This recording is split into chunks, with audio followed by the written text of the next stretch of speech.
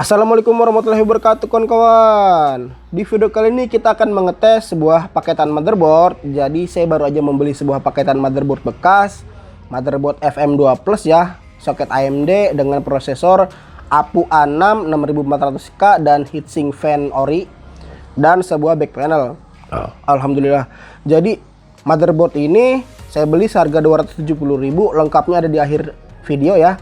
Intinya seperti yang kita bayangkan ya, kita membeli sebuah motherboard bekas, paketan motherboard bekas. Lalu apa yang akan kita lakukan? Ya pertama ya tentu mengetesnya ya.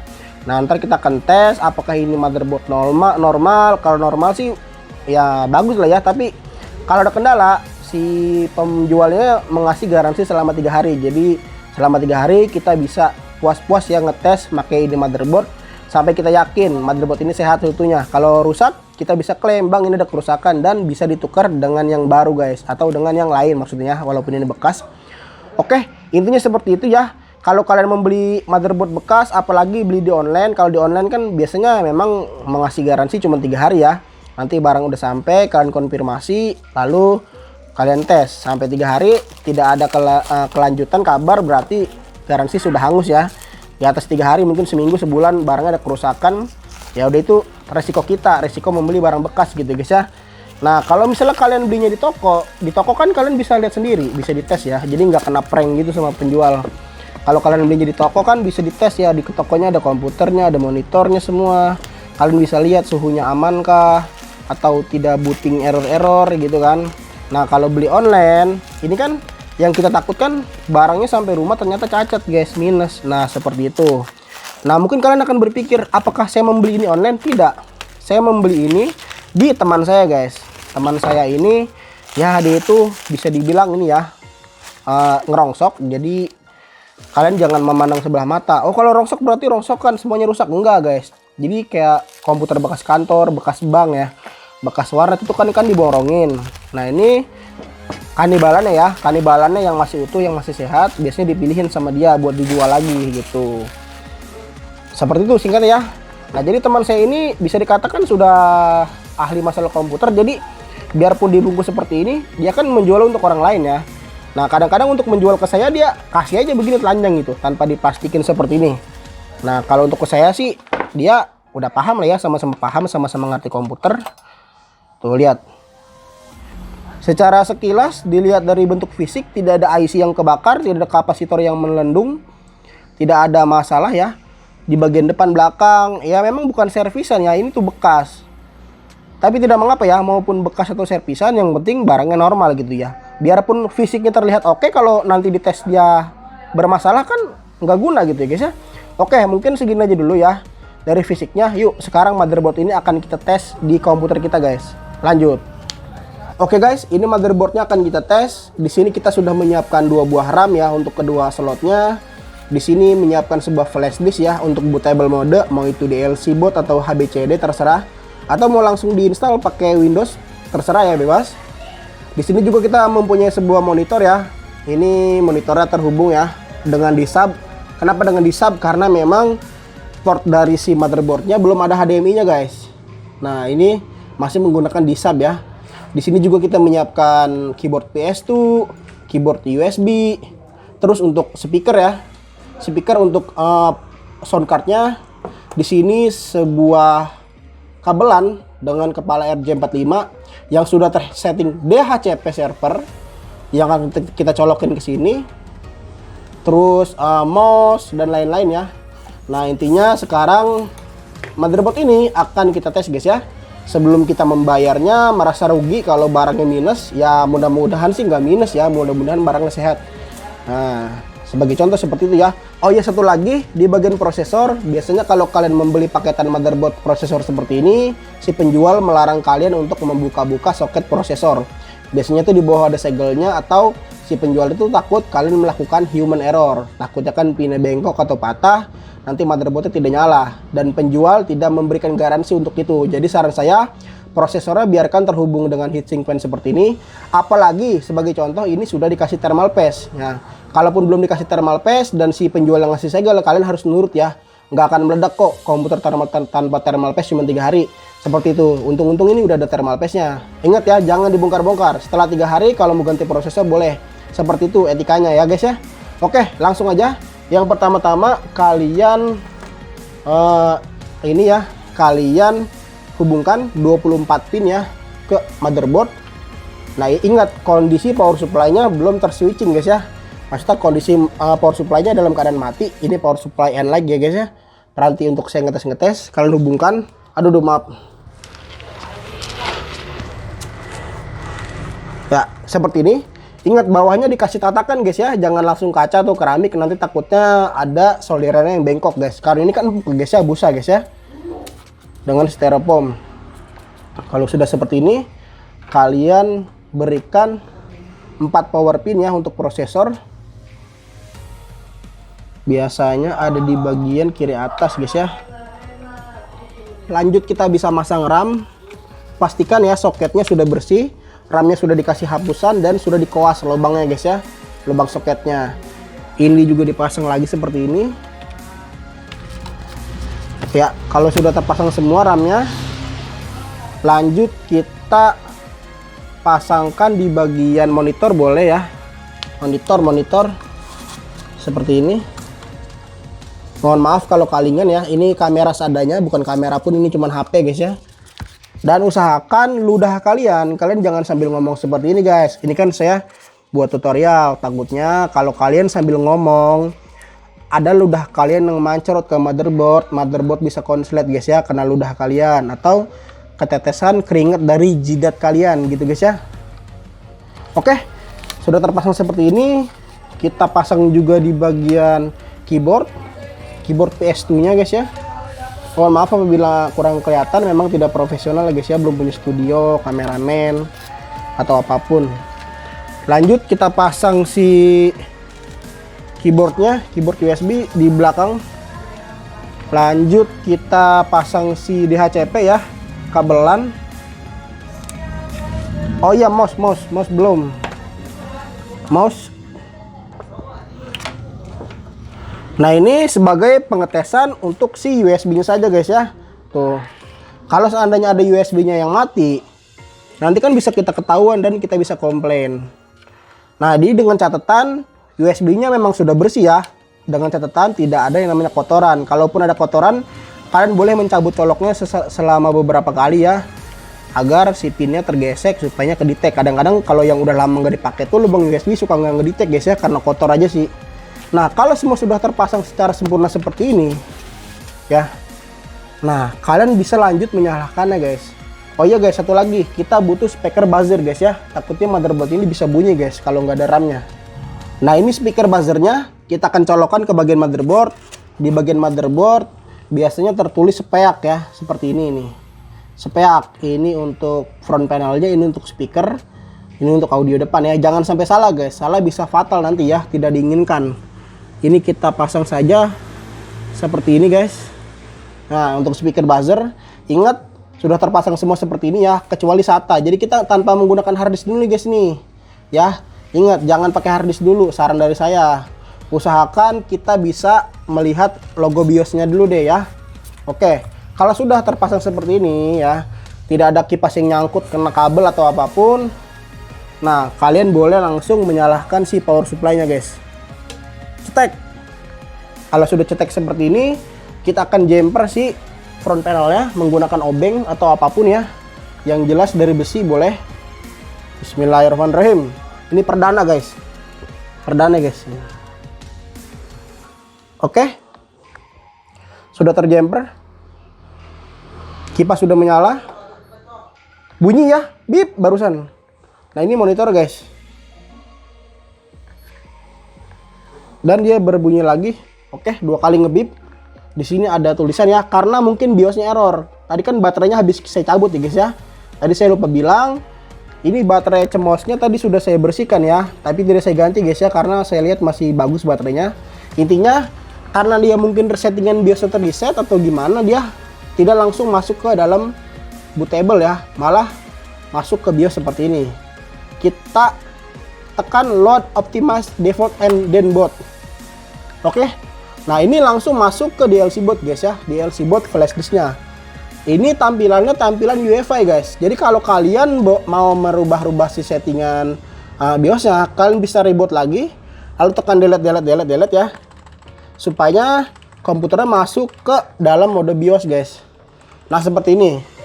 Nah kalau sudah seperti ini, bentar ya, kalian boleh men-setting apapun yang ada di dalam BIOS ini. Usahakan nomor satu ya jam ya guys ya. Bentar, saya cariin dulu jam di mana ya. Tanggalnya tanggal 17 2021. Nah, seperti ini ya. Kalau tanggalnya sudah tersimpan, sudah benar seperti ini, kita geser masuk di bagian boot optional. Ini kalian boleh mengarahkan bootingnya ke flash disk secara UEFI atau masih secara legacy ya. Nah, ini seperti ini ya. Kalau kalian rubah, pokoknya kalian bisa setting sesuai mau kalian sendiri guys. Ingat, setting dulu ya seperlunya. Nomor satu settingannya yang penting tanggal sama bootingan ya guys ya. Tanggal sama boot option atau boot priority. Seperti itu. Kalau sudah, kita F10 ya. Atau kalau nggak ada F10, kalian bisa masuk ke bagian exit, lalu save and exit setup.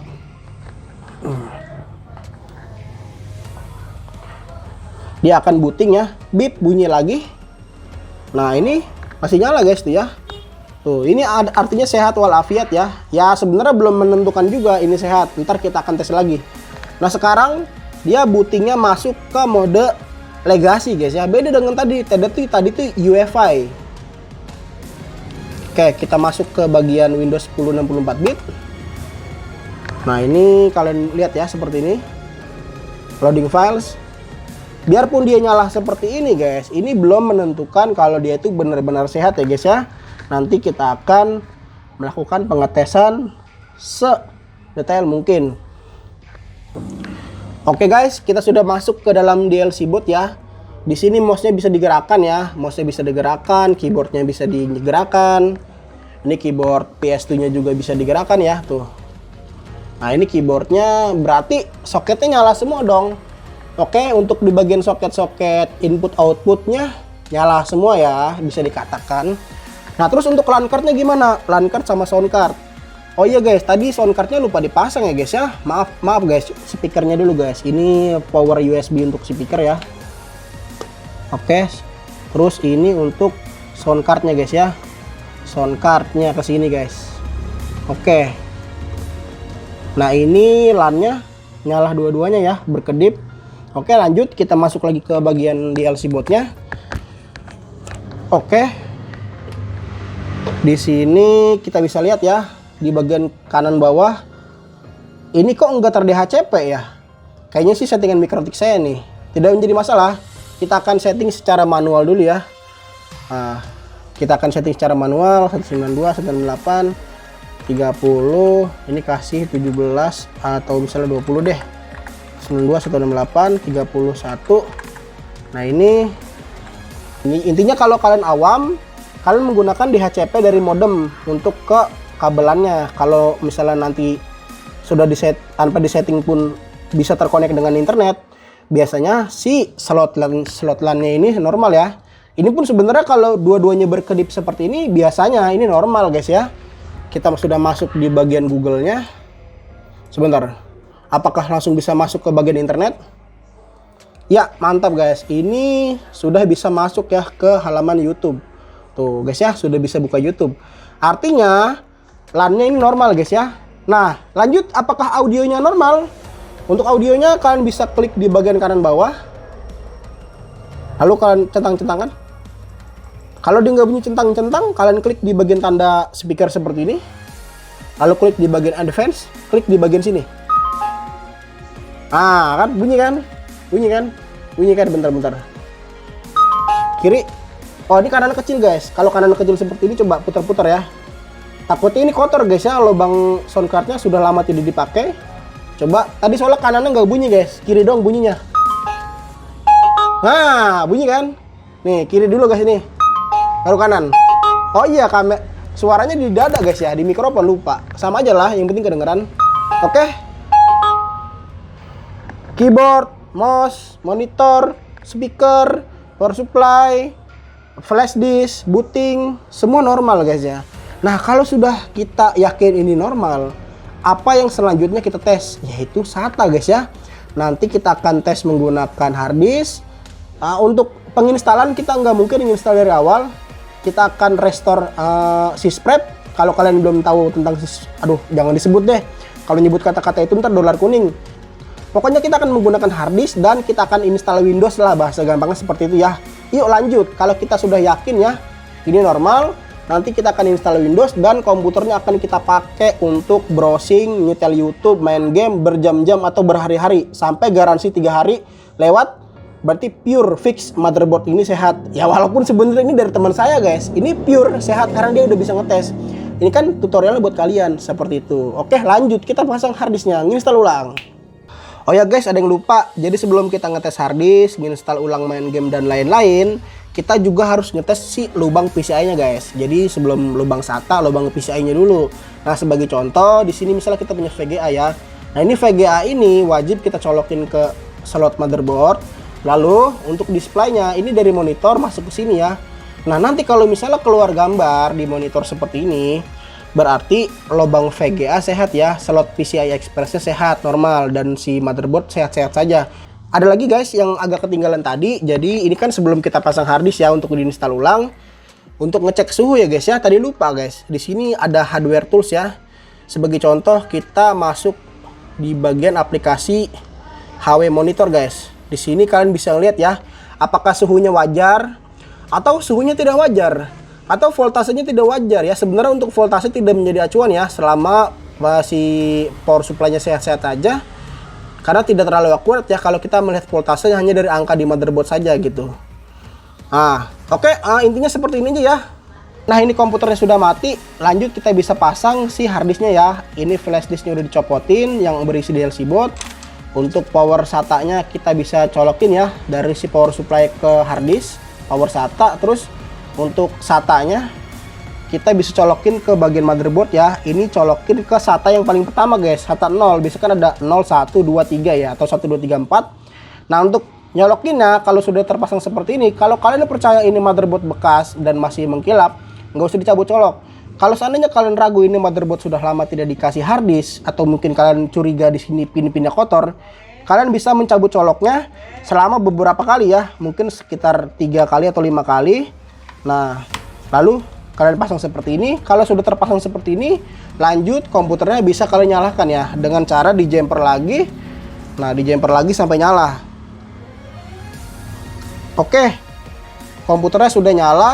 Lanjut kita bisa nginstal ya. Nah, nginstal ini by the way harddisknya sudah terisi sysprepan gitu guys. Dan ini akan masuk ke dalam BIOS dan akan booting ke dalam harddisk seperti itu. Windows 7 guys ya. Guys, mohon maaf ya, proses penrestoran sysprepnya nggak saya rekam. Tadi saya dipanggilin mas saya ya. Intinya kalian percaya aja sama saya ya. Jadi ini nanti setelah kita restore sysprep, kita akan install driver. Nanti kita akan tes main game. Ini udah masuk Windows ya. Ini Windowsnya, kita akan install driver dulu guys. Mohon maaf ya, jadi bolak-balik karena sambil nungguin warung guys. Oke, pokoknya jadi deh, pokoknya jadi. Oke guys, ini motherboard, power supply dan lain-lain akan kita masukin ke dalam casing biar ngetesnya lebih gampang. Dites selama 3 hari untuk memastikan apakah ada kerusakan atau normal selama masa garansi. Ini motherboardnya udah kita pasang di casing, power supply, hard disk semua ya. Nah, kalau sudah jadi PC seperti ini akan kita tes selama 3 hari guys, gitu. Oke guys, ini kita tes untuk bermain point blank, mulus semulus-mulusnya, lancar selancar-lancarnya guys. Nggak ada ngestak, macet, apalagi blue screen, naujubillah. Nggak ada guys, karena mulus guys, mulus, nggak kena nembak. Mulus kan guys, tuh nggak ada macet-macetan. Kalau motherboard bermasalah kan dia ngestak guys. Nah, gitulah ya.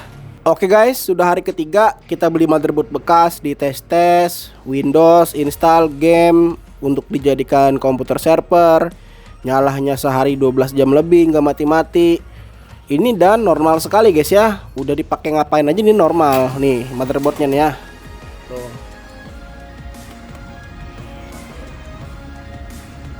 Nah, oke, mantul kan ini. Nah, jadi kalau kita membeli motherboard Usahakan kita tes dulu guys ya, sampai nanti yakin 3 hari masa garansi tidak ada kendala. Kalau ada kendala kita hubungi si penjualnya lagi guys. Oke guys ya, mungkin segini aja dulu untuk ngetes motherboard, dan ini sudah teruji ya, karena memang dites untuk jadi server itu bukan main-main ketahanannya, karena dia nyala dari pagi sampai warnet nutup ya. Oke, mungkin seperti itu. Semoga video ini bermanfaat bagi kalian. Saya akhiri. Wassalamualaikum warahmatullahi wabarakatuh. Bye bye. Oke guys, sebagai bukti biar kalian percaya, saya mendapatkan motherboard yang tadi cuma seharga 270.000 saja. Jadi ini WhatsAppnya Bang Krisna ya.